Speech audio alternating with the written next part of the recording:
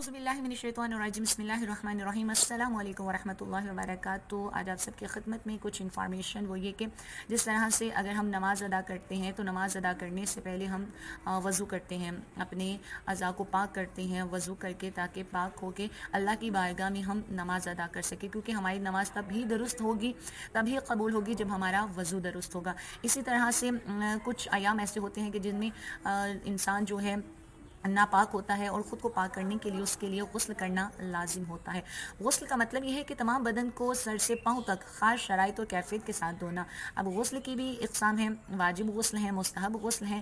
جو واجب غسل ہیں وہ ان میں کچھ غسل ایسے ہیں کہ جو مرد و خواتین کے درمیان مشترکہ ہیں، اور کچھ مخصوص ہیں خواتین کے ساتھ جو مشترکہ ہیں عورتوں اور مردوں کے ساتھ۔ ان میں غسل جنابت ہے، غسل مس میت ہے، غسل میت ہے، اور وہ غسل جس کو انسان خود کسی نظر یا قسم کے ذریعے یا عہد کے ذریعے، وعدے کے ذریعے خود کے اوپر واجب کر لیتا ہے۔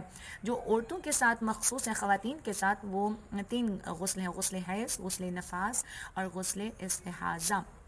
خب یہ واجب غسل تھے۔ جو مستحب ہیں وہ جیسے جمعے کے دن کا غسل، عید کے دن کا غسل، جیسے شب برات کے دن کا غسل ہو گیا۔ اب ان سب کے طریقے جو ہیں وہ ایک جیسے ہی ہیں، صرف نیت الگ الگ ہے۔ غسل کا طریقہ یہ ہے کہ غسل 2 طریقے سے ہوتے ہیں، ایک ترتیبی غسل، ایک التماسی غسل۔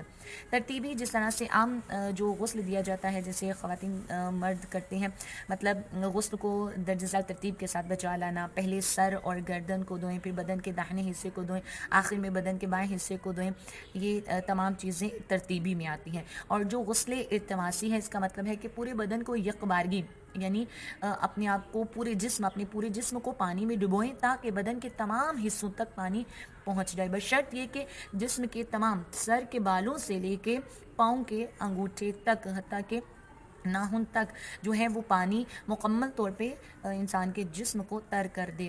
یہ غسل التماسی ہے۔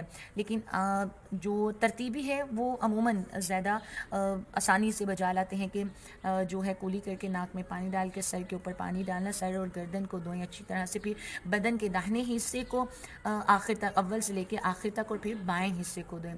یہ غسل کا طریقہ ہے۔